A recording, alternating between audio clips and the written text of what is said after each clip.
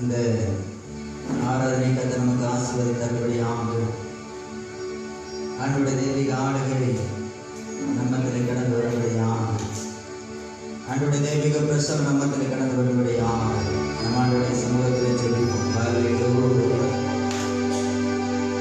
கிருபையுள்ளவரை நாங்கள் உண்மை சோதரிக்கிறோம். நல்ல பகல் வேலைக்காய் நாங்கள் உண்மை நோக்கி பார்க்கிறோம். இந்த ஆராதனை கர்த்தர் ஆசீர்வதித்து வருகிறார். ஆண்டவரே, பாடல் பகுதி மூலமாக கர்த்தர் வெளிப்படும், ஆராதனை வேலை கர்த்தர் வெளிப்படும். ஒரு தெய்வீக ஆளுகை, ஒரு தெய்வீக பிரசன்னம், ஒரு தெய்வீக மகிமை எங்கள் மத்தியிலே கடந்து வரும்படியாய் நாங்கள் ஜெபிக்கிறோம். கர்த்தர் எங்கள் மத்தியிலே கடந்து வந்து பெரிய காரியங்களை செய்யும். ஆண்டவரே, தானின் மூலமாய் பார்த்து கொண்டிருக்கிற, இவரை கேட்டுக் கொண்டிருக்கிற ஒவ்வொரு தெய்வ பிள்ளைகளுடைய வாழ்க்கையிலையும் ஒரு பெரிய மாற்றம், பெரிய சந்தோஷம் கடந்து வரும்படியாய் நாங்கள் ஜெபிக்கிறோம்.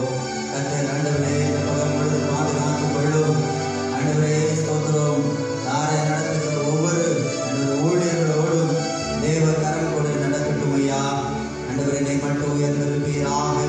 இதை நாம் மகிமைப்படும்படியாய் நாங்கள் ஜெபிக்கிறோம். ஆசீர்வதியும் இயேசு நாமத்தில் ஜெபிக்கிறோம் என்று நல்ல பிதாவே. ஆமென், ஆமென்.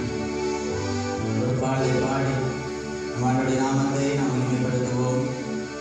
இயேசு நல்லவர், இன்னைக்கு இயேசு நல்லவர், நல்ல இரட்சகர் தன் நாம் வாழ்த்தி பாடலாம். இயேசு நல்லவர், இன்னைக்கு இயேசு நல்லவர், இயேசு நல்லவர். இயேசு நல்லவன், எனக்கு இயேசு நல்லவன், நல்ல இரட்சகர் தன் நாமம் வாழ்த்தி பாடும் நான். இயேசு நல்லவன், எனக்கு இயேசு நல்லவன், இயேசு நல்லவன், இயேசு நல்லவன், எனக்கு இயேசு நல்லவன், நல்ல இரட்சகர் தன் நாமம் வாழ்த்தி பாடும் நான். இயேசு நல்லவன், எனக்கு இயேசு நல்லவன், இயேசு நல்லவன்.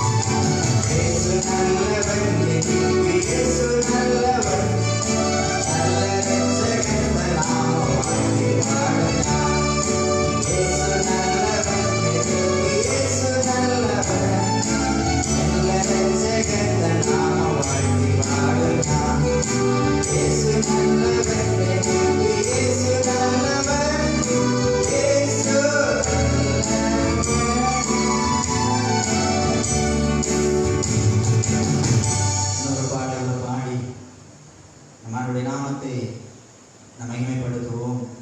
நான் அழுத போதெல்லாம்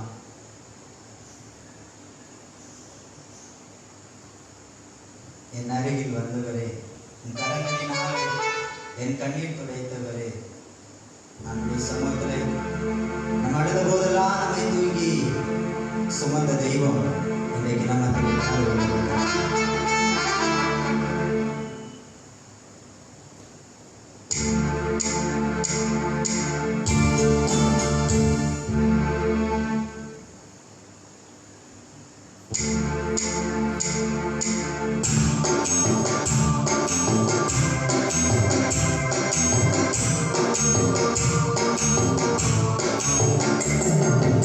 அழுத போதெல்லாம் என் அருகில் வந்தவரே,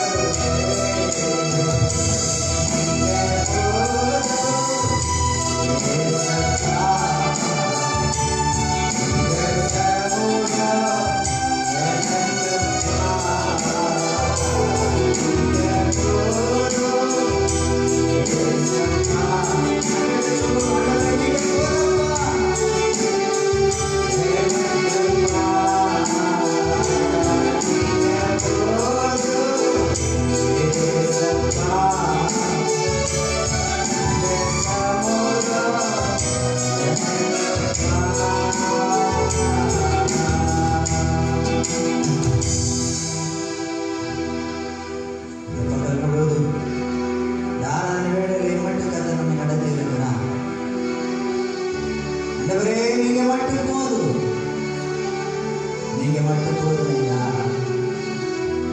நல்ல தெய்வமே, ஆசீர்வதிக்கப்பட்ட இந்த நல்ல வேலைக்காக நாங்கள் உமக்கு நன்றி செலுத்துகிறோம். உடைய சமூகத்திலே நாங்கள் கடந்து வந்து உம்மை ஆராதிக்க, உம்மை துதிக்க, உடைய நாமத்தை மகிமைப்படுத்த கர்த்தர் எங்களுக்கு தந்த நல்ல கிருபைகளுக்காய் நாங்கள் உமக்கு நன்றி செலுத்துகிறோம். உடைய சமூகத்திலே கடந்து வந்திருக்கிறோம். இந்த மீதி இருக்கிற பகுதிகளை எல்லாம் கர்த்தர் ஆசீர்வதித்து தருவீராக. நாளின் மூலமாய் பார்த்து கொண்டிருக்கிற ஒவ்வொரு தேவ பிள்ளைகளுடைய வாழ்க்கையிலையும் ஒரு பெரிய மாற்றம், ஒரு பெரிய சந்தோஷம் ஆண்டவரே கடந்து வரும்படியாக சொல்லிக்கிறோம். தாழ்த்துகிறோம். நீர் மட்டும் உயர்ந்திருப்பீராக. நீர் ஆளுகை செய்யும் கிருபை கூட ஆசீர்வதியும். இயேசுவின் நாமத்தில் ஜெபிக்கிறோம் எங்கள் நல்ல பிதாவே, ஆமென். அல்லேலூயா. ஆண்டவர் இரட்சகருமாய் இருக்கிற இயேசு கிறிஸ்துவின் விலையேறப்பெற்ற நாமத்தினாலே கூடி வந்திருக்கிற ஆன்லைன் மூலமாய் பார்த்து கொண்டிருக்கிற ஒவ்வொரு தேவ பிள்ளைகளுக்கும் அன்பின் வாழ்த்துக்களை தெரிவித்துக் கொள்ளுகிறேன். இந்த கிட்டத்தட்ட 2.5 மாதங்களுக்கு மேலாக ஆண்டவருடைய சமூகத்திலே நாம் பல விதங்களிலே பலவிதமான சூழ்நிலைகளிலே நாம் கர்த்தரை ஆராதித்துக் கொண்டிருக்கிறோம். எல்லாரும் சேர்ந்து ஆராதிக்க முடியாத ஒரு சூழ்நிலைக்கு நேராய் நாம் தள்ளப்பட்டிருக்கிறோம். ஆனால் இவை எல்லாவற்றின் மத்தியிலையும் ஒவ்வொரு நாளும் ஆண்டவர் புதிய பலத்தினாலே, புதிய கிருபையினாலே நம் ஒவ்வொருவரையும் தாங்கி அவர் நம்மை நடத்தி கொண்டிருக்கிறார். ஒவ்வொரு நாளும் அவருடைய மகிமையினாலே எல்லா நெருக்கங்கள் மத்தியிலையும், எல்லா விதமான சூழ்நிலைகள் மத்தியிலையும் ஆண்டவர் ஒரு குறைவில்லாமல் இதுவரை நடத்தின கர்த்தர் இனி இருக்கிற நாட்களிலும் கர்த்தர் நடத்த போதுமானவராய் இருக்கிறார். ஆண்டவருடைய சமூகத்திலே நாம் எவைகளையெல்லாம் எதிர்பார்த்திருக்கிறோமோ நிச்சயமாய் அவைகளையெல்லாம் என் ஆண்டவர் தர போதுமானவராய் இருக்கிறார். வேதத்திலே எரேமியா தீர்க்கதரிசன புஸ்தகம் 42வது அதிகாரம் அதனுடைய 10வது வசனத்தை நாம் வாசிக்கும் பொழுது, வாசிங்கள். எரேமியா 42:10. நீங்கள் இந்த தேசத்திலே தரித்திருந்தால் நான் உங்களை கட்டுவேன், நான் உங்களை கட்டுவேன், உங்களை இடிக்க மாட்டேன், உங்களை இடிக்க மாட்டேன், உங்களை நாட்டுவேன், உங்களை நாட்டுவேன், உங்களை பிடுங்க மாட்டேன், உங்களை பிடுங்க மாட்டேன். நான் உங்களுக்கு செய்திருக்கிற தீங்குக்கு மனஸ்தாபப்பட்டேன். போதும். இங்கே இந்த 42வது அதிகாரத்தை வாசித்து பார்க்கும் பொழுது இஸ்ரவேல் ஜனங்களை குறித்து எரேமியா தீர்க்கதரிசி அவன் சொல்லுகிறான். அதனுடைய 2வது வசனத்தை வாசிக்கும் பொழுது, வாசிங்க. தீர்க்கதரிசியாகிய எரேமியாவை நோக்கி உம்முடைய தேவனாகிய கர்த்தர் நாங்கள் நடக்க வேண்டிய வழியையும் செய்ய வேண்டிய காரியத்தையும் எங்களுக்கு தெரியப்படும்படிக்கு எங்கள் விண்ணப்பத்துக்கு இடம் கொடுத்து மீதியாயிருக்கிற இந்த சகல ஜனங்களாகிய எங்களுக்காக உம்முடைய தேவனாகிய கர்த்தரை நோக்கி ஜெபம் பண்ணு. அல்லேலூயா. இங்கே எரேமியா தீர்க்கதரிசியினிடத்தில் ஜனங்கள் வந்து மன்றாடுகிறார்கள். அவர்கள் எதற்காக மன்றாடுகிறார்கள்னா, அவர்கள் எதற்காக எரேமியாவிடத்திலே நீ ஜெபிக்க வேண்டும், நீ ஆண்டவரிடத்திலே விண்ணப்பம் பண்ண வேண்டும், நாங்கள் எப்படி நடக்க வேண்டும், எப்படி செய்ய வேண்டும் என்பதை குறித்து நீ ஆண்டவரிடத்திலிருந்து கேட்டு அவைகளை எங்களுக்கு தெரியப்படுத்த வேண்டும். அவைகளை தெரியப்படுத்தும் பொழுது நாங்கள் அந்த வார்த்தையின்படி நடந்து ஒருவேளை அந்த வார்த்தையை விட்டு வழிவிலகி நாங்கள் போவோமானால் எங்களுக்கு அதற்கு சரியாய் எங்களுக்கு ஆண்டவர் சரி கட்டுவாராக என்று சொல்லி ஒரு ஒப்பந்தத்தை இவர்களுக்குள்ளே ஒரு ஐக்கியத்தை ஏற்படுத்தி கொண்டு எரேமியா ஆண்டவருடைய சமூகத்தை நோக்கி பார்ப்பதற்காக கடந்து போகிறான். ஆண்டவருடைய சமூகத்திலே அவன் நோக்கி பார்க்கும் பொழுது அங்கே ஆண்டவர் எரேமியாவுக்கு அநேக விதமான வாக்குத்தத்தங்களை, அநேக விதமான ஆசீர்வாதங்களை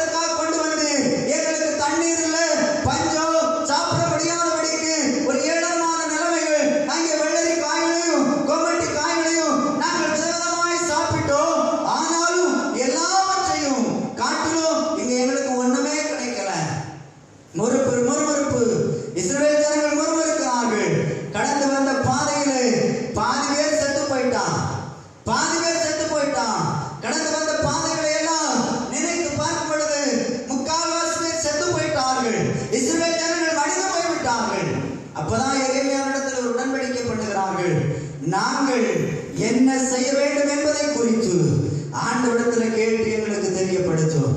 அருமையான தேவஜனமே, நாம் இருக்கிறதான இந்த காலகட்டம், நாம் இருக்கிறதான இந்த சூழ்நிலைகள், நாம் இருக்கிறதான இந்த நிலைமைகள், நம்முடைய வாழ்க்கையில ஏதோ ஒரு விதத்திலே சில குறைவுகள் நம்முடைய வாழ்க்கையை அது சூழ்ந்து கொண்டிருக்கலாம். சில குறைவுகள் நம்முடைய வாழ்க்கையை ஏமாற்றத்தை கொண்டு வந்திருக்கலாம். ஆனால் இன்றைக்கு ஆண்டவர் நம்மை பார்த்து சொல்லுகிற காரியம், ஆண்டவர் நம்மளை பார்த்து சொல்லுகிற ஒரு காரியம் என்ன தெரியுமா?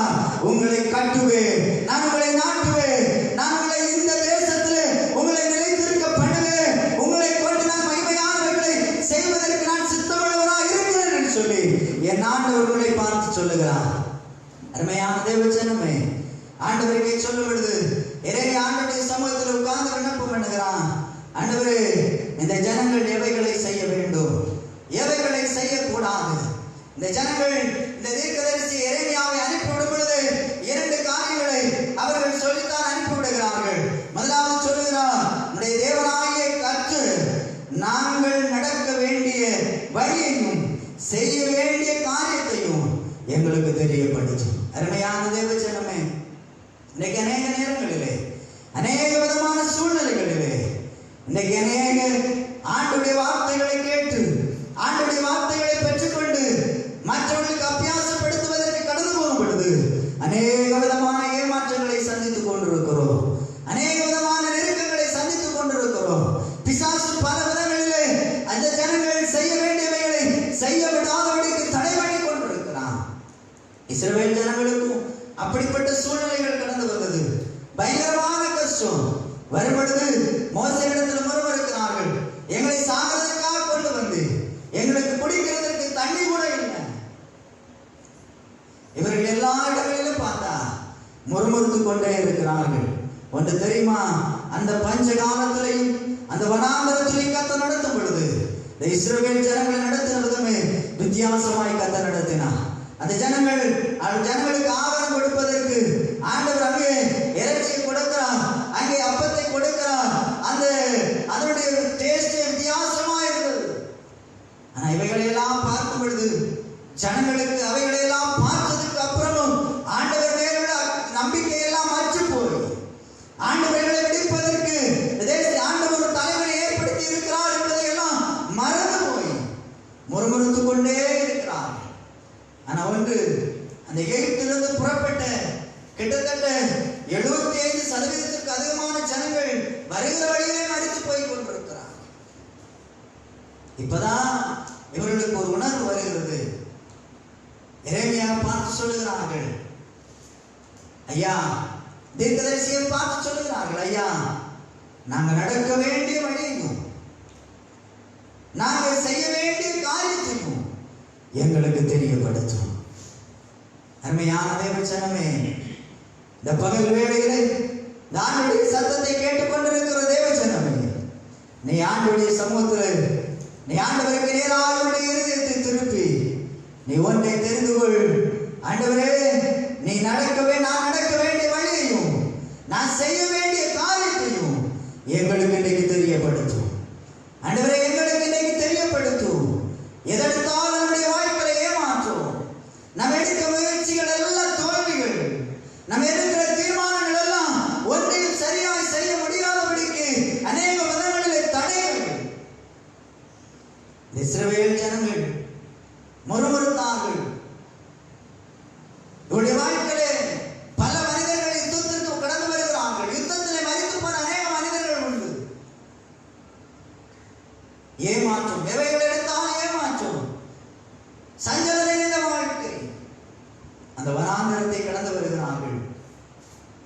நம்முடைய பார்க்கும் பொழுது அவர்கள் சுதந்திரிக்க வேண்டிய தேசத்தை சுதந்திரிக்க வரும் பொழுது யார் இந்த ஜனங்களை முதலாவது வழிநடத்தி கொண்டு வந்தானோ, ஆண்டவர் சொல்றாரு, மோசேயை பார்த்து சொல்கிறாரு, நீ இந்த கானானுக்குள் பிரவேசிப்பது இல்லை. அருமையான தேவஜனமே, இன்னைக்கு அநேக ஊழியர்கள் கனவு கண்டு கொண்டிருக்கிறார். நம்ம பரலோகத்துக்கு போய்விடலாம், ஜெபம் பண்ணினா பரலோகத்துக்கு போய்விடலாம், வேத வாசித்தா பரலோகத்துக்கு போய்விடலாம், உபவாசம் இருந்தா பரலோகத்துக்கு போய்விடலாம், எல்லாவற்றையும் செய்துவிட்டால் நான் பரலோக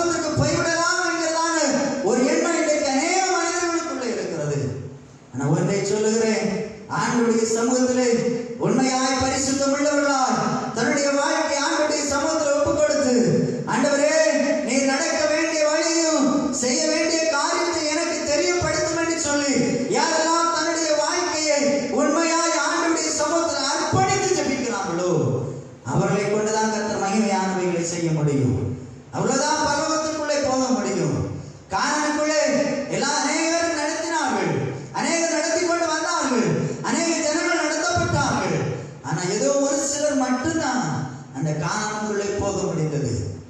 இந்த அதிகாரம் முழுவதும் வாசித்து பார்க்கும் பொழுது என்ன அங்கே சொல்லப்பட்டிருக்கிற 6வது வசனத்தை நீங்க வாசிக்கும் பொழுது வாசிங்க. எரேமியா 42:6. அது நன்மையானாலும் சரி, எங்கள் தேவனாகிய கர்த்தரின் சத்தத்துக்கு நாங்கள் கீழ்ப்படிவதினால் எங்களுக்கு நன்மை உண்டாகும்.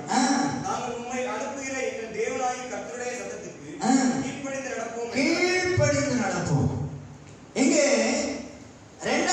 முதல்ல சொல்றாங்க, நாங்கள் செய்ய வேண்டியதையும் நடக்க வேண்டியதையும் எங்களுக்கு காண்பியும். இரண்டாவது சொல்றாங்க, நாங்கள் கீழ்ப்படிந்து நடக்கிறதற்கு எங்களுக்கு உதவி செய்யும். மல்லிகையா சொல்லுங்களேன். இன்றைக்கு அநேக விசுவாச குடும்பமா இருந்தாலும் சரி, ஊழியருடைய குடும்பமா இருந்தாலும் சரி, கீழ்ப்படுகிறதான சுபாவங்கள் இன்றைக்கு அநேக விதங்களிலே இன்றைக்கு அற்று போயிடுச்சு. கீழ்ப்படுகிற எண்ணமே இன்றைக்கு பிள்ளைகளுக்கு அற்று போய்விட்டது. இன்னைக்கு அநேக தேவ வசனத்திற்கு கீழ்ப்படிவது இல்லை, ஆண்டவருடைய வார்த்தைக்கு கீழ்ப்படிவது இல்லை. ஆபிரகாமை பார்த்து ஆண்டவர் சொல்லும் பொழுது, நான் உனக்கு காண்பிக்கும் தேசத்துக்கு போ, உன் தேசத்தையும் உன் இனத்தையும் தகப்பன் வீட்டையும் விட்டு என்ன செஞ்சிரு, போயிரு அப்படின்னு ஆண்டவர் சொல்றாரு. அவன் சொன்ன உடனே ஆண்டவருடைய வார்த்தைக்கு கீழ்ப்படிந்து போகிறான்.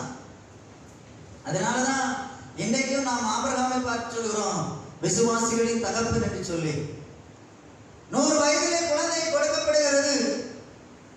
அந்த வயதிலே குழந்தை கொடுக்கப்பட்டு அந்த குழந்தையை மோரியா மலையிலே கொண்டு போய் பலியிடுவதற்கு ஆண்டவர் சொல்ற, நீ உன் புத்திரனை நீ போய் மோரியா மலையில கொண்டு போய் பலியிடு. அப்பயும் கீழ்ப்படுகிறான். ஆனா ஒன்று, ஆண்டவருடைய சத்தத்துக்கு கீழ்ப்படிந்தா நம்மை கர்த்தர் தானாய் ஆசீர்வதிக்க ஆரம்பித்து விடுவார். அநேகர் ஆண்டவருடைய சத்தத்திற்கு கீழ்ப்படிவது இல்லை, ஆண்டவருடைய வார்த்தைக்கு கீழ்ப்படிவது இல்லை. ஆலயத்துக்கு நான் கடந்த நாள்ல சொன்னேன், ஆலயத்துக்கு பாஸ்டர்ஸ் பிள்ளைங்க தான் அதிகமா லேட்டா வருவாங்க. அநேக ஊழியருடைய பிள்ளைகள், விசுவாசிகளுடைய பிள்ளைகள் இன்னைக்கு ஆண்டவருடைய சமூகத்திலே அதிகமாக ஊழியத்துக்கு அர்ப்பணிக்கப்பட்டவர்கள் அநேக காரியங்களிலே இன்னைக்கு தாமதமாய் போய் கொண்டிருக்கிறான். யோசித்து பாருங்க.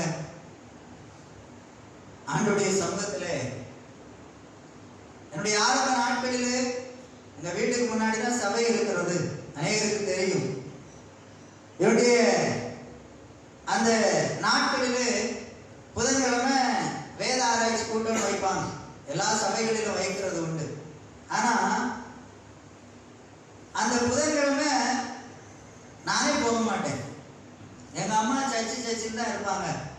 கரெக்டா 7 மணிக்கு ஆராதனை ஆரம்பிக்க போறாங்கன்னா ஒரு 6:50 55க்கு சும்மா கடைக்கு போகிற மாதிரி மெதுவா போவேன். ஏன்னா எங்க அம்மா ஆராதனைக்கு கரெக்டா 7 மணினா 6:55 போயிடுவாங்க. போயிட்டு கரெக்டா 7:30 மணிக்கு தான் வருவேன். ஏன்னா அதுக்கப்புறம் நம்மளை ஆலயத்துக்கு கூப்பிட மாட்டாங்க. அப்படி இப்படிதான் அநேகருடைய வாழ்க்கை இருக்கிறது. ஆனா சபையுடைய எங்க சபையில அப்ப ஒரு பாஸ்டர் இருந்தாங்க. அவங்க பையனை பாத்தீங்கன்னா அப்பதான் வெளியே போய் உட்காந்து விளையாடிட்டு இருப்பான். அப்பதான் சில காரியங்களை செய்து கொண்டிருப்பான். ஆலயத்துக்கு முக்கியத்துவம் கொடுக்கிறது இல்லை, கீழ்ப்படுகிறது இல்லை. 10 மணிக்கு வாங்கன்னு சொன்னா வரமாட்டோம். 10:30 மணி 11 மணிக்கு வர்றவங்க எல்லாம் இருக்கிறாங்க. ஆனா எல்லாவற்றிலையுமே ஒரு அலட்சியமான ஒரு காரியம். இஸ்ரவேல் ஜனங்களும் அதை தான் செஞ்சாங்க. ஒரு அலட்சியம், ஒரு இருமாப்பு, ஒரு அகங்காரம் அவர்களுக்குள்ளேயே இருந்தது. ஆனா கடைசியில் ஆண்டவர்கிட்ட வந்து சரண்டர் ஆகுறாங்க. அநேக விசுவாசிகள் செய்யறது போல, பாஸ்டர் எப்படியாவது என் பிள்ளைக்கு ஜோமணி சுகத்தை வாங்கி கொடுத்துருங்க, நாங்க வீட்டுல நிம்மதியா படுத்து தூங்குவோம். எப்படியாவது வாங்கி கொடுத்துருங்க. அதுக்கு முன்னாடி ஆலயத்துக்கு வாங்கன்னு சொன்னா வர்றது கிடையாது. ஆண்டவரை ஆராதிக்க வாங்கன்னு சொன்னா வர்றது கிடையாது. நிறைய பிள்ளைகள் பெற்றோருக்கு கூட கீழ்ப்படுகிறது இல்லை. பிலிப்பியர்ல வாசித்து பார்த்தோம்னா, பிள்ளைகளே உங்கள் பெற்றோருக்கு கர்த்தருக்குள் கீழ்ப்படியுங்கள். ஆண்டவருடைய சமூகத்தில் கீழ்ப்படுகிற சுபாவமே இல்லை. பெற்றோரையே எதிர்த்து பேச ஆரம்பிச்சுட்டாங்க. கொஞ்சம் விட்டா மிரட்டிடுவாங்க இல்லையா, அடிச்சு போட்டுருவாங்க நம்ம பிள்ளைங்க. அந்த அளவுக்கு ஆகிப்போச்சு. ஆனா ஒன்று என்னைக்குமே நாம் சொல்ல முடியும், நம்ம வாழ்க்கையில நாம் ஒவ்வொரு நாளும் கற்றுக்கொண்டு இருக்கிறோம். நம்முடைய வாழ்க்கையில நானா இருந்தாலும் என்னுடைய வாழ்க்கையை நான் கற்றுக்கொண்டு இருக்கிறேன். நான் கற்று தேறி விட்டேன்னா இந்த பூமியில நான் செய்வதற்கு ஒண்ணுமே இல்லை. எந்த ஒரு காரியத்திலையும் அனுதினமும் என் வாழ்க்கையில ஏதோ ஒரு விதத்திலே நான் கற்றுக்கொண்டு இருக்கிறேன். இப்படி கற்றுக்கொள்ள வேண்டுமானால் நாம் கீழ்ப்படிய பழகிக் கொள்ள வேண்டும். சகல காரியங்களிலும் நான் பெரியவன் நீ பெரியவன், உயர்ந்தவன் தாழ்ந்தவன் என்கிற பாகுபாடு பார்த்து பழகுவதற்கு அல்ல கர்த்தர் ஒவ்வொருவரையும் தெரிந்து கொண்டது. ஏழை பணக்காரன் என்று பாகுபாடு பார்த்து அல்ல, ஆண்டவருக்காய் நாம் வாழ்வதற்கு ஆண்டவர் நம்மை அழைத்திருக்கிறது. ஆண்டவர் ஒன்றை பார்த்து தான் அழைத்திருக்கிறார். நம்ம கீழ்ப்படிவோம் என்கிற ஒரு எண்ணம் அவருக்கு இருந்ததுனாலதான் நம்மளெல்லாம் அழைத்திருக்கிறார். ஜனங்களை ஆலயத்திற்குள்ள கொண்டு வந்திருக்கிறது. தேவ ஊழியருடைய வார்த்தையை கேட்டு கீழ்ப்படிந்து நடப்பாங்கன்னு தான் கொண்டு வந்திருக்கிறார். ஆனா வந்த கூட்டுல ஒழுங்கா இருக்கிறன்னா அது எங்க போனாலும் என்ன செய்யாது, நிக்காது. வேதம் சொல்லுகிறது, கூட்டை விட்டு அலைகிற குருவி எப்படி இருக்கிறதோ அப்படியே தன் ஸ்தானத்தை விட்டு அலைகிற மனுஷனும் இருக்கிறார்.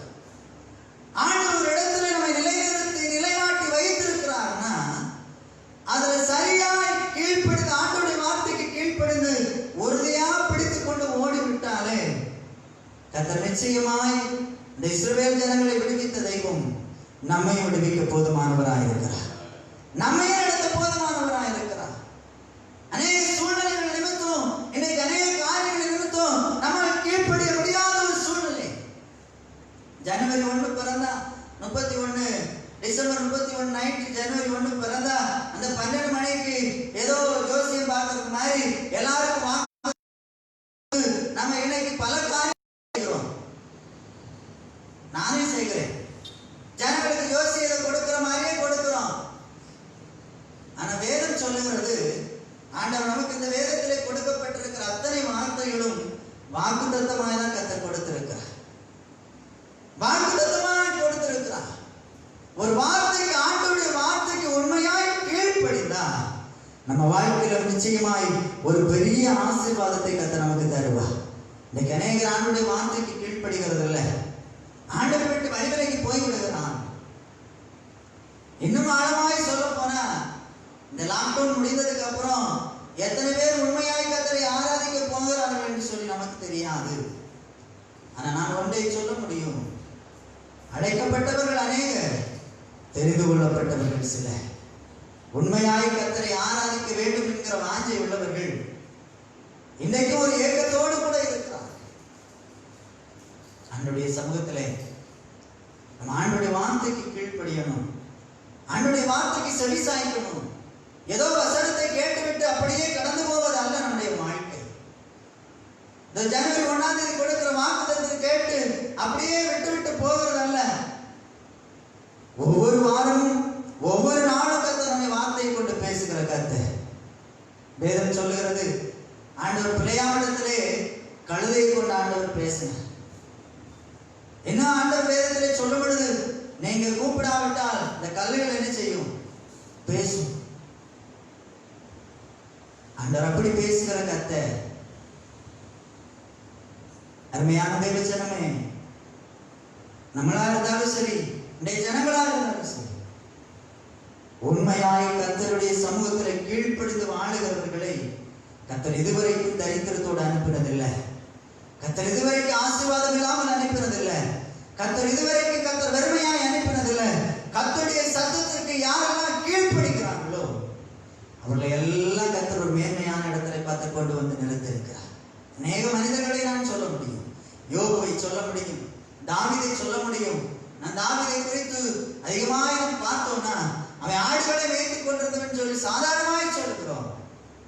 அந்த ஆடுகள் மத்தியிலையும் அந்த ரோட்டோரத்துல அந்த இருக்கிற இடத்துல ஒருவேளை அவனை போல நம்ம கர்த்தரை ஆராதித்திருந்தா நம்மளை பார்த்து பைத்தியக்காரன் சொல்லியிருப்பாங்க. உண்மையை சொல்ல முடியும். ஆனா தாவீது அந்த வீணைகளை வாசித்து ஆண்டவருடைய சமூகத்துல அந்த ஆடுகள் மத்தியில் ஒரு பைத்தியக்காரனை போல அவன் கர்த்தரை துதித்ததுனால, ஆண்டவருடைய வார்த்தைக்கு கீழ்ப்படிந்ததுனால தான் அந்த தாவீதை கர்த்தர் உயர்த்தினார். அவன் சொல்றான், ஆண்டவரே எனக்கு ஆலயத்துக்குள்ள ஆராதிக்காட்டாலும் பரவாயில்ல, இந்த ஆலயத்தின் வாசற்படி உட்கார்ந்தாவது நான் என்ன செய்வேன், ஆராதிப்பேன். அந்த ஒரு ஏக்கம், அந்த ஒரு கீழ்ப்படிதல் அவனுக்கு தெரியும். அவன் சொல்றான், கர்த்தர் எனக்கு நன்மை செய்தபடியா நான் அவரை பாடுவேன். ஆண்டவர் எவ்வளவோ நன்மைகளை செய்திருக்கிறார். நம்ம தான் கீழ்ப்படியாம மறந்து போயிட்டோம். இத்தனை ஆண்டுகள், ஒருவேளை 20 இருக்கலாம், 15 இருக்கலாம், 25 இருக்கலாம், 30 இருக்கலாம், ஒருவேளை 40 இருக்கலாம். கர்த்தர் எத்தனையோ ஆண்டுகள் நீ கடந்து வந்த பாதைகளை நினைச்சு பாருங்க. இஸ்ரவேல் ஜனங்கள் கடைசி வரைக்கும் நினைக்கல. அப்பதான் வந்து சொல்றான், நாங்க என்ன செய்யணும்? ஏன்னா செத்துட்டே இருக்கிறான், மனித போய் கொண்டே இருக்கிறான். சில நேரங்களில் ஆண்டவர் ஏதாவது சிக்ஷைகளை நம்முடைய வாழ்க்கையில தந்தாதான் ஆண்டவரை தேட வேண்டும் என்கிறதான ஒரு எண்ணம், ஏற்றம் நம்முடைய வாழ்க்கையில வருகிறது. சொல்லுகிறான், ஆண்டவர் இவைகளை உங்களுக்கு தெரியப்படுத்தி இருக்கிறார். அப்பதான் சொல்றான், 10வது வசனத்தை வாசிங்க மறுபடியும்.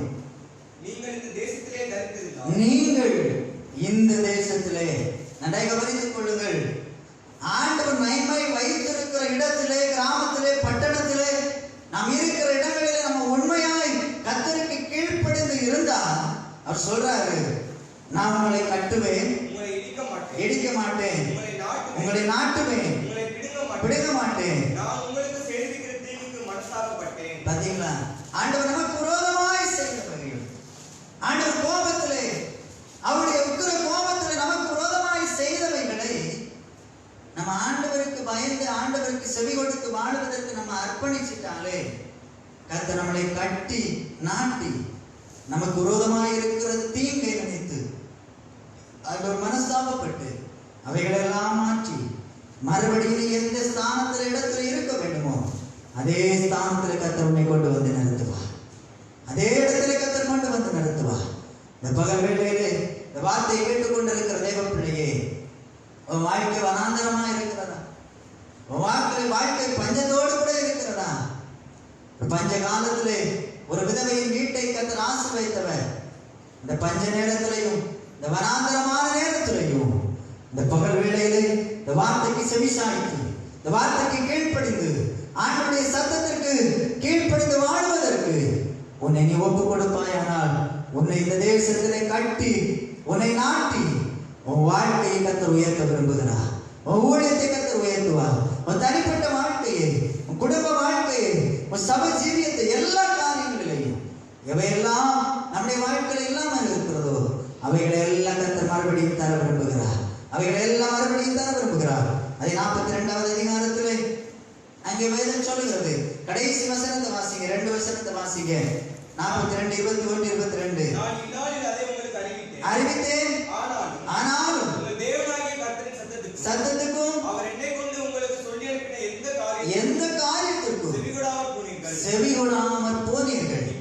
இப்போதும் தங்கி இருப்பதற்கு நீங்கள் போக விரும்பின ஸ்தலத்தில் தானே பட்டயத்தால் பஞ்சத்தால் சாவீர்கள் என்று நிச்சயமாய் அறியுங்கள் என்றான். பாத்தீங்களா, இவர்கள் பண்ணின உடன்படிக்கை என்னன்னா, நீங்க என்ன சொல்றீங்களோ இவரு பகிரங்கமாய் ஆண்டவருடைய சமூகத்தில் கேட்டு ஜனங்களுக்கு அறிவிக்கிறான். அநேக நேரங்களில் நம்முடைய வாழ்க்கை இப்படித்தான் இருக்கும்.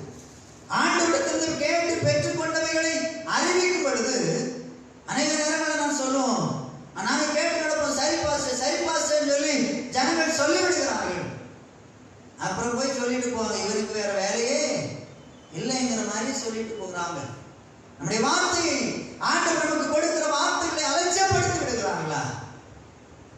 ஒன்றை புரிந்து கொள்ளுங்கள், நம்ம வார்த்தைக்கு அவங்க கீழ்ப்படியலைன்னா, ஆண்டவர் நமக்கு கொடுக்கிற வார்த்தைகளுக்கு ஜனங்கள், விசுவாசிகள், பிள்ளைகள் கீழ்ப்படியலைன்னா விட்டுருங்க. அதை குறித்து நியாயம் இருக்கிறது கருத்து. உடன்படிக்கை ஏற்படுத்தினவர் அந்த உடன்படிக்கையை விட்டு வழி விலகி போகும் பொழுது ஒரு ஆணித்தரமாய் சொல்லுகிறார், என் காரியத்துக்கு செவி கொடாமல் போனீங்க. நிறைய பேர் வாழ்க்கை இருந்தா, நிறைய பேர் அரைகுறை விசுவாசியா இருக்கிறவங்க சொல்லுவாங்க, எனக்கு ஆண்டவர் சுகத்தை தந்தாருன்னா நான் அதை பண்ணிடுவேன், இதை பண்ணிடுவேன், அதை செஞ்சிருவேன், இதை செஞ்சிருவேன்னு இன்னைக்கு அநேக தீர்மானம் எடுக்கிறாங்க. ஆனா சுகம் கிடைச்ச உடனே அந்த ஆலயத்து பக்கமே காண. கவலைப்படாதீங்க, ஒன்றை சொல்ல முடியாது. அவர் சொல்றாரு பாருங்க அழகா, நீங்கள் போக விரும்புகிற ஸ்தலத்தில் தானே பட்டயத்தாலும் அவங்க இஷ்டப்படி நடக்கிறவங்க, தன்னுடைய மனம் போல வாழ்க்கையிலே வாழுகிறவங்க யாரெல்லாம்னா, பெற்றோருக்கு கீழ்ப்படியாத பிள்ளைகள், சபைக்கு கீழ்ப்படியாத விசுவாசிகள், ஆண்டவருக்கு பயப்படாத தேவ பிள்ளைகள் உடைய வாழ்க்கை எப்படி இருக்கும்னா, அவர் சொல்றாரு, பட்டயத்தாலும் பஞ்சத்தாலும் கொள்ளை நோயாலும் சாவீர்கள் என்று நிச்சயமாய் அறியுங்கள். அவருடைய வாழ்க்கையில பட்டயம் வரும், பஞ்சம் வரும், கொள்ளை நோய் வரும். இவைகளை எல்லாம் கர்த்தர் அனுமதிக்கிறார். எப்பன்னா ஆண்டுடைய வார்த்தைக்கு கீழ்ப்படியாமல் இருக்கும் பொழுது. உண்மையாய் ஆண்டுடைய வார்த்தைக்கு கீழ்ப்படுகிறவர்களுக்கு பஞ்சம் வந்தாலும் அந்த பஞ்சத்திலையும் கர்த்தர் நம்மை நடத்துகிறவர். பசி வந்தாலும் பசியிலே கர்த்தர் நடத்துகிறவர். கொள்ளை நோய் வந்தாலும் அந்த கொள்ளை நோயின் மத்தியிலே கர்த்தர் நம்மை பாதுகாக்கிறவர். நான் சொல்ல முடியும், இந்த லாக்டவுன் போட்டதுக்கு அப்புறம் அதுவரைக்கும் ஆண்டவர் நடத்தின விதத்தை காட்டிலும் அதிகமாய் கர்த்தரை நடத்தி கொண்டிருக்கிறார். இதுவரைக்கும் எந்த ஒரு வீட்டுக்கு, இதுவரைக்கும் நான் எந்த விசுவாசி வீட்டுக்கு போகல. லாக்டவுன் போட்டதுக்கு இத்தனை மாசம் ஆயிடுச்சு, எந்த விசுவாசி வீட்டுக்கு போகல. ஆனா கர்த்தரை நடத்துகிறார். அந்த பலிபடத்தில் சொல்லுகிறேன், எந்த விசுவாசி வீட்டுக்கு போகல. யாருக்கு போய் நான் கஷ்டமா இருக்கு நான் கொடுங்கன்னு சொல்லி கேட்கல. ஆனா இன்னைக்கு வரைக்கும் கர்த்தர் எனக்கு ஆகாரத்துக்கு ஒரு குறையும் வைக்கல. எல்லா விதத்திலையும் கர்த்தர் ஆசீர்வதிக்கிறார். நம்மை ஆண்டுடைய வார்த்தைக்கு கீழ்ப்படிவதற்கு நம்மை ஒப்பு கொடுத்தாலே நம்ம தேடி போக வேண்டியதில்லை. நம்மை தேடி காகத்தை அனுப்புகிறவர், நம்மை தேடி ஒரு விதவையை அனுப்புகிறவர், நம்மை தேடி ஒரு ஆசீர்வாதத்தை அனுப்புகிறவர். நம்ம தேடி போக வேண்டிய அவசியமே இல்லை. நம்ம கீழ்ப்படிந்தா, ஆண்டுடைய வார்த்தைக்கு கீழ்ப்படிந்தா, உண்மையாலே ஆண்டுடைய சமூகத்தில் நம்ம அர்ப்பணிச்சா நம்மை நடத்துகிற கர்த்தர் நிச்சயமாய் கடைசி வரைக்கும் நடத்துவார். விசுவாச பிள்ளைகளுடைய வாழ்க்கையில் நடத்துவார். தேசமே பஞ்சத்தில் ஆடினாலும் அந்த இஸ்ரவேல் ஜனங்களுக்கு அந்த எகிப்திலே யோசேப்பு அடிமையாக விற்கப்படும் பொழுது அந்த யோசேப்பை கர்த்தர் அதிகாரியாய் மாற்றி இவனை வெறுத்தவர்கள் மத்தியிலே இவனை கர்த்தர் உயர்ந்த இடத்துல வைத்து இவனிடத்திலிருந்து தானியத்தை வாங்கி கொண்டு போக பண்ண தெய்வம் அதே தெய்வம் தான் இன்றைக்கும் ஜீவனுள்ளவராக இருக்கிறார். நம்ம கர்த்தருடைய வார்த்தைக்கு கீழ்ப்படிந்தா நம்மை கொண்டு அநேகரை போஷிக்க கர்த்தர் உதவி செய்வார். நம்மை கொண்டு அநேகரை நடத்த கர்த்தர் உதவி செய்வார். இதற்கெல்லாம் காரணம் நம்ம இருக்கிற இடத்துல உண்மையாய் கர்த்தருக்கு பயந்து அவருடைய வார்த்தைக்கு கீழ்ப்படிந்தா, நம்ம கீழ்ப்படிந்து நடந்தா நம்மை கொண்டு செய்ய வேண்டியவர்களை அவர் செய்ய போதுமானவராக இருக்கிறார். நம்முடைய கண்களை மூடி ஆண்டுடைய சுமந்து நம்முடைய வாழ்க்கையை ஒரு தடவை சீர்தூக்கி பார்ப்போமா? ஆண்டவரே, நாங்கள் எவைகளிலே குறைவுள்ளவர்களாக இருக்கிறோம். குறையில்லாத மனிதர்கள் இல்லை, ஏதோ ஒரு விதத்தில் நம்ம குறைவுள்ளவர்களாக இருக்கிறோம். ஆண்டவரே, தயவாய் எங்களை மன்னித்து உடைய வார்த்தைக்கு கீழ்ப்படிந்து வாழுவதற்கு எங்களுக்கு உதவி செய்யுங்கப்பா, எங்களுக்கு உதவி செய்யுங்கப்பா. ஆண்டுடைய சமூகத்தில் கேட்போம், ஆண்டவரே நீர் எங்களுக்கு உதவி செய்யுங்க, நீர் எங்களுக்கு உதவி செய்யுங்க. உடைய வார்த்தைக்கு ஆண்டவரே எங்களை அர்ப்பணிக்கிறோம். ஆண்டவரே ஹல்லேலூயா. ஆண்டவரே நாங்கள் உம்மை துதிக்கிறோம், ஆண்டவரே நாங்கள் உம்மை துதிக்கிறோம். ஹல்லேலூயா.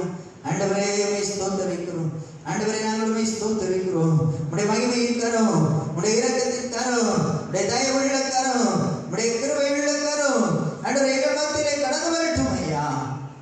நீர் நல்லவரப்பா, நீர் நல்லவரப்பா, நீர் நல்லவர். ஆண்டவரே உம்முடைய கிருபை எங்கள் மத்தியிலே ஆண்டவரே கடந்து வரட்டும் ஐயா. இயேசுவின் நாமத்தினாலே எல்லா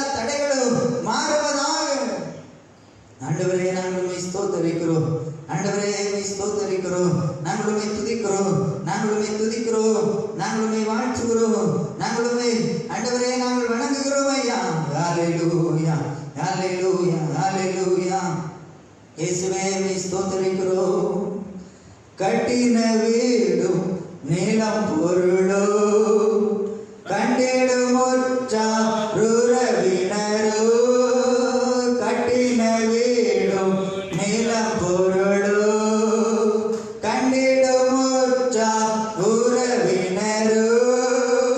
கூடுவிட்டு உன்னாவி போனா கூட உன்னோடு வருவதில்லை வருவாய் தருணம் இதுவே அழைக்கிறாரே நல்ல ஆண்டவர் இயேசுவை வருவாய் தருணம் இதுவே அழைக்கிறாரே நல்ல ஆண்டவர் இயேசுவை வானத்தின் கீழே பூமியிலே வானவர் இயேசு நாமமல்லார் வானத்தின் கீழே பூமியிலே வானவர் இயேசு நாமமல்லார் ரட்சிப்படைய வழியில்லையே இரட்சகர் இயேசு வழியானே வருவாய் தருணம் இதுவே அழைக்கிறாரே நல்ல ஆண்டவர் இயேசுவே வருவாய் தருணம் இதுவே அழைக்கிறாரே நல்ல ஆண்டவர் இயேசுவே சத்திய வாக்கை நம்பி வா நித்திய ஜீவன் உனக்களிப்பார் சத்திய வாக்கை நம்பி வா நித்திய ஜீவன் உனக்களிப்பார் உத்தர ஜீவ புத்தகத்தில் உண்மையாய் நின்று எழுதிடுவார் வருவாய் தருணம் இதுவே அழைக்கிறார் நல்ல ஆண்டவர் இயேசுவை வருவாய் தருணம் இதுவே அழைக்கிறார் நல்ல ஆண்டவர் இயேசுவை. அருமையான தேவ ஜனமே, இந்த பகல் வேளையிலே அன்றைய சமூகத்தில் இந்த வார்த்தை கேட்டுக்கொண்டிருக்கிற தேவ பிள்ளையே, ஆண்டவர் உன்னை பார்த்து சொல்லுகிறார், நீ இவைகளிலெல்லாம் உன் வாழ்க்கை மடிக்கப்பட்டிருக்கிறோம். உன்னை மறுபடியும் கர்த்தர் உன்னை கட்ட விரும்புகிறார். நீ இருக்கிற தேசத்துல இருக்கிற சபையில இருக்கிற இடத்துல நீ உண்மையாய் ஆண்டவருடைய சத்தத்திற்கு